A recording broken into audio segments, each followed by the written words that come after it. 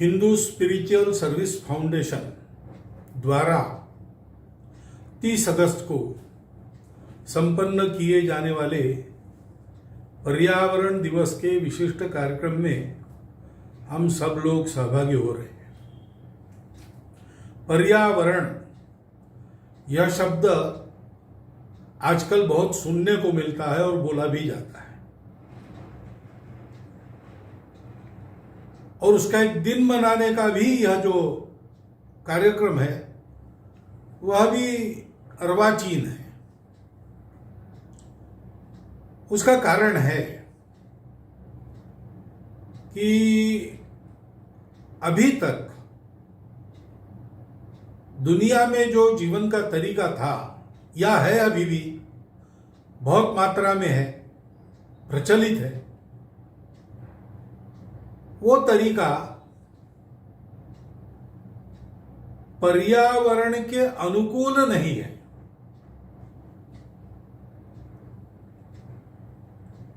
वो तरीका प्रकृति को जीतकर मनुष्य को जीना है, ऐसा मानता है। वो तरीका प्रकृति मनुष्य के उपभोग के लिए है। प्रकृति का कोई दायित्व मनुष्य पर नहीं है, मनुष्य का पूरा अधिकार प्रकृति पर है, ऐसा मानकर जीवन को चलाने वाला वो तरीका है। और ऐसा हम गत 200 साल से जी रहे हैं, 250 साल से जी रहे हैं। उसके दुष्परिणाम अब सामने आ रहे हैं, उसकी भयावहता अब लोगों को दिख रही है। ऐसे ही चला तो इस सृष्टि में जीने के लिए हम लोग नहीं रहेंगे, अथवा यह भी हो सकता है कि यह सृष्टि ही नहीं रहेगी। और इसलिए मनुष्य विचार करने लगा, तो उसको लगा कि इस पर्यावरण का संरक्षण होना चाहिए और इसलिए पर्यावरण दिवस मनाना चाहिए। परंतु यह हो गई आजकल, विशेषकर 2000 वर्ष पुराने समय से प्रचलित और विशेषकर पिछले 300 वर्षों में अधिक भटका हुआ ऐसा जो तरीका हमने अपनाया, उसकी बात हुई। लेकिन भारत का हमारा तरीका एकदम भिन्न है।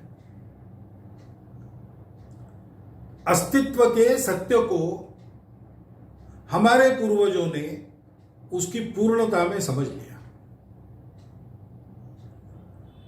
और तब से उन्होंने ये समझा कि हम भी पूरे प्रकृति के एक अंग हैं।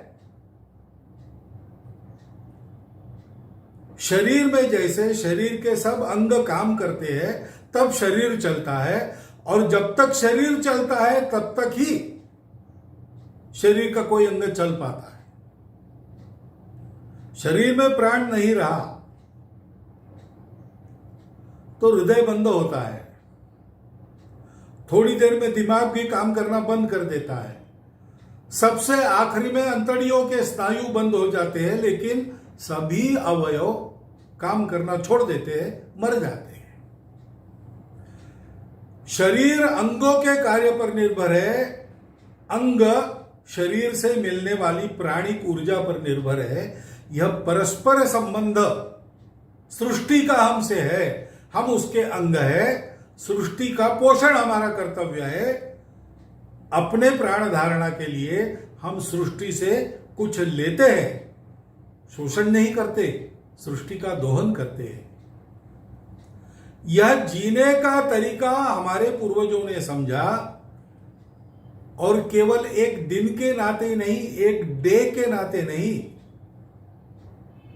तो पूरे जीवन में उसको रचा पचा लिया। हमारे यहां ये स्वाभाविक कहा जाता है कि भाई शाम को पेड़ों को मत छेड़ो, पेड़ सो जाते हैं। पेड़ों में भी जीव है, जीव सृष्टि का वो हिस्सा है। जैसे एनिमल किंगडम है वैसे प्लांट किंगडम है। ये आधुनिक विज्ञान का ज्ञान हमारे पास आने के हजारों वर्ष पहले से हमारे देश का सामान्य अनपढ़ आदमी भी जानता है, पेड़ों को शाम को छेड़ना नहीं चाहिए। अपने जीवन के तरीके में क्या करना क्या रहना सारा अनुस्यूत है। हमारे यहां रोज चींटियों को आटा डाला जाता था। हमारे यहां घर में गाय को गोग्रास, कुत्ते को श्वान बलि, पक्षियों को काक बलि, कृमि कीटकों को लिए बलि, और अतिथि भूखा कोई गांव में है उसके लिए ऐसे 5 बलि चढ़ाने के बाद गृहस्थ भोजन करता था। ये बलि यानी प्राणी हिंसा नहीं थी, ये बलि यानी अपने घर में पका हुआ अन्न इन सबको देना पड़ता है। इन सबका पोषण करना मनुष्य की जिम्मेवारी है, क्योंकि इन सब से पोषण मनुष्य को मिलता है।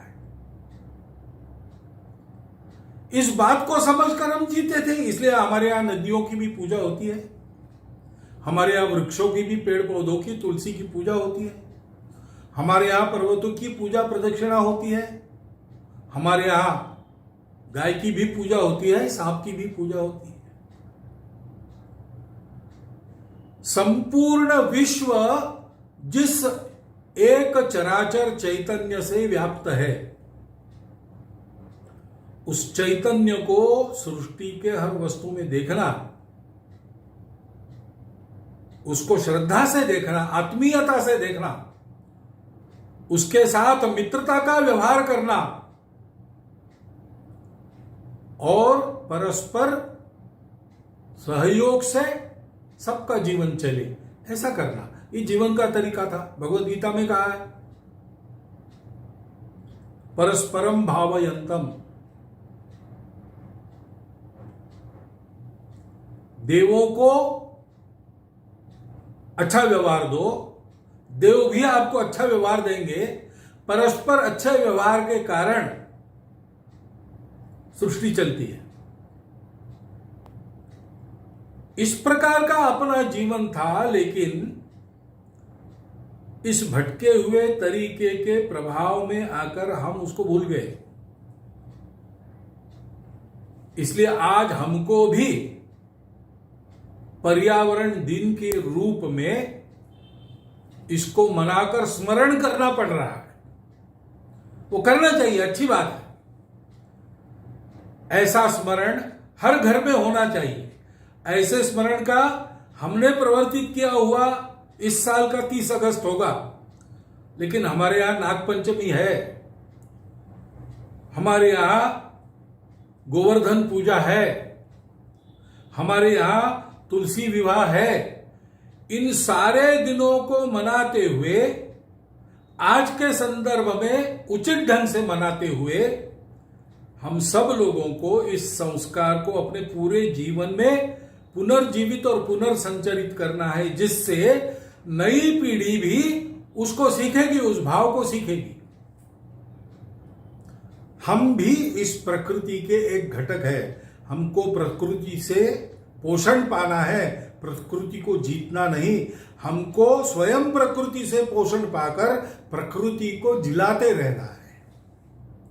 इस प्रकार का विचार करके आगे पीढ़ी चलेगी, तब ये विशेषकर पिछले 300-350 वर्षों में जो खराबी हुई है, उसको आने वाले 100-200 वर्षों में हम पाट जाएंगे। सृष्टि सुरक्षित होती, मानव जाति सुरक्षित होगी, जीवन सुंदर होगा।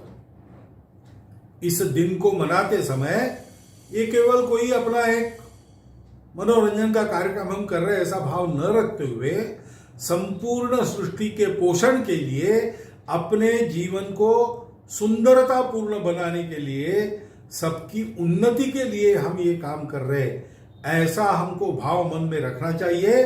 और आंखें खोलकर इस एक दिन का संदेश साल भर पूरे जीवन में छोटी छोटी बातों का विचार करते हुए अपने आचरण में उतारना चाहिए, ऐसा मुझे लगता है। इस चिंतन को आपके विचार के लिए आपके सामने रखता हूं। इस दिवस की आपको शुभकामनाएं देता हूं और मेरा कथन समाप्त करता हूं।